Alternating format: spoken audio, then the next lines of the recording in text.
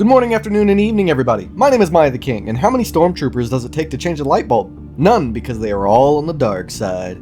Now then, today we're taking a look at a game just released on Steam called The First Descendant. I know it's been a while since I put out a review, and while I do apologize for that, please understand it's not entirely my fault. June and July are normally not known for spawning a lot of games, okay? So I'm doing my best here. Alright, so this game was developed by Nexon Games Co. and published by Nexon, released in what looks like not early access, and selling for the low price of free. That's right, free to play, which means we ought to be looking at this game completely differently than we do with normal games, which is what I'm going to try to do.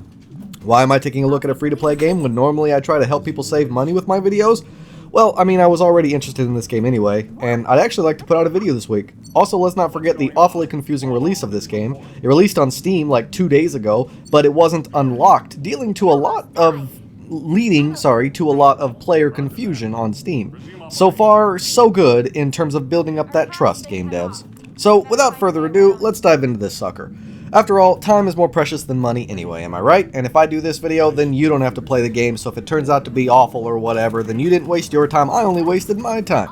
So, I don't really know anything about the story of this game. I think I accidentally skipped the opening cutscene when I was trying to get into the gameplay, and I can't figure out a way to replay the opening cutscene, so I don't really know what's going on, but here's what I learned both from playing it and from Steam. The Ingress continent is being invaded by these evil creatures, can't remember what they're called. You are what is called a descendant, and you have special powers, work together with other descendants, and a cliché guide character to fight off this invasion and ultimately save humanity.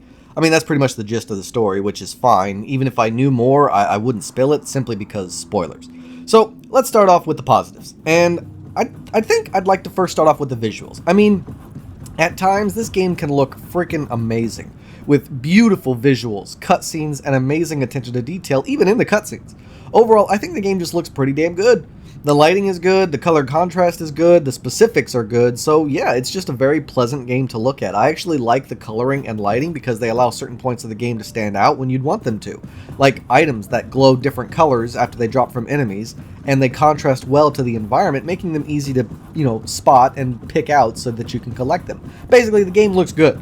Alright, everybody? Next up for the positives is the sound design. Not the sound quality, the sound design. Allow me to elaborate. The sound design is really good. The voice actors seem to be doing quite a good job. The sound effects sound perfectly adequate for the kind of game that you're going to be playing here. Lots of sci-fi, techie sounds left and right, and explosions and other little nuances here and there. They even have some ambiance scattered about. For the most part, everything sounds exactly like you'd want it to or expect it to. According to the investigative core, the Ironheart is in the ruins. The assignment is simple. Bunny will collect it, while one of you protects her. The quality, on the other hand, well, everything sounds like it was recorded inside a trash can. There's just this echoey, trapped, constricting kind of feel to every sound, which dilutes and almost ruins most of the sound effects and voice acting. I don't know why it's like that, but it's quite noticeable.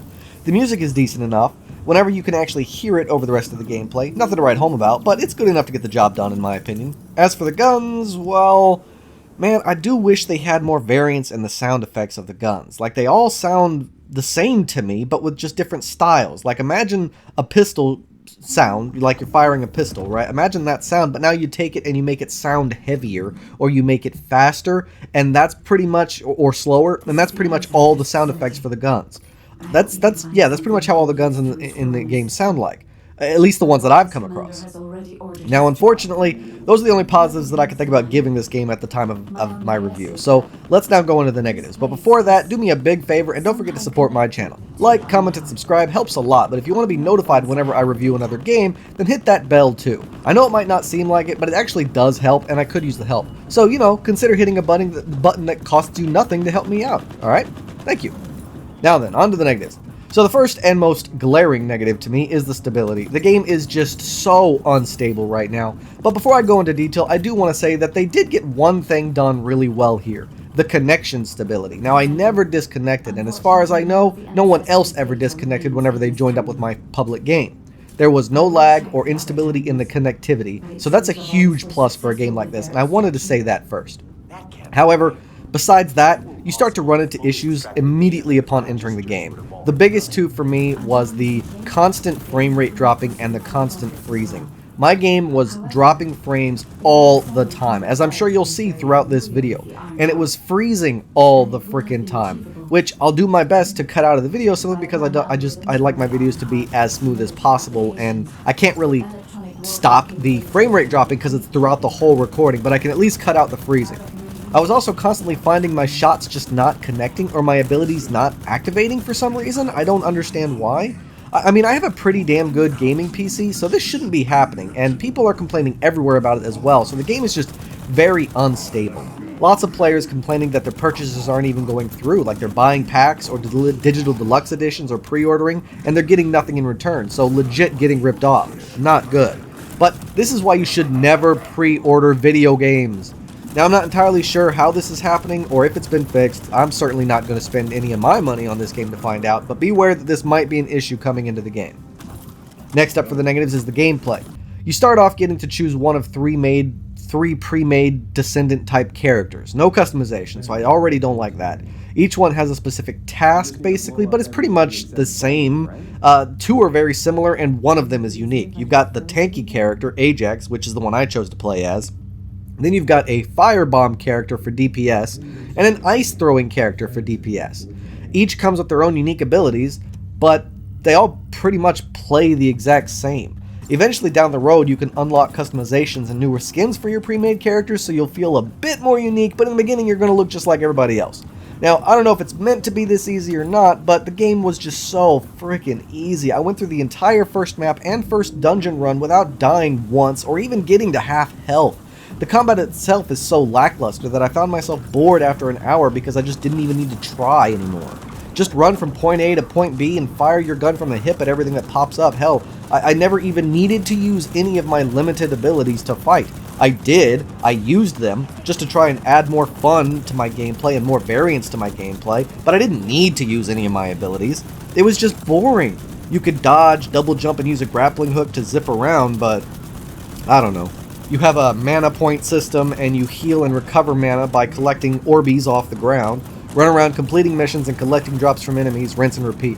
I mean, it's a looter-shooter game, so this kind of thing I expected, but it just wasn't like a lot of looter shooters where there's a lot of fun, or there's a good story, or there's something big and explosive happening. No, there's not really anything like that here. It's kind of just, you know, go here and kill, and then go there and kill, and that's pretty much it.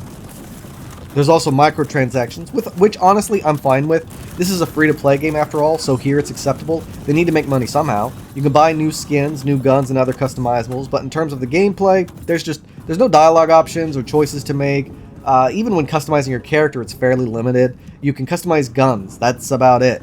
So your playstyle will pretty much stay the same for the majority of the gameplay. All in all, the gameplay was just kind of lackluster to me, and not really, you know, big, explosive, or all that fun, simply because it was just kind of easy and basic. Go here and defend against swarms of enemies seemed to be one of the key missions you get to do over and over again. The last negative I wanted to point out is the lack of creativity or originality. I mean, come on, this game isn't really doing anything that new or innovative. Shall I name all the other games either doing something like this or having already done something like this? Okay, let's do it. You've got Anthem, The Division, Warframe, Destiny, Outriders, Defiance. I mean, this is an idea that has been done to death. It's just the latest entry into the genre, and it doesn't really do a single thing that makes it stand out or unique from all those other games. It's just free, I guess, but so is Warframe, which in my opinion is a far better game. Alright, so that's all the pros and cons I got for this game. Now onto my final thoughts. Despite the negatives, I think the game is okay. It's not super awful, but it's not super awesome either. It has its bad, but it also has its good. I mean, the game is great to look at, it's got an amazing sound design, and its gameplay is simple enough to understand that anybody could get into it and enjoy it.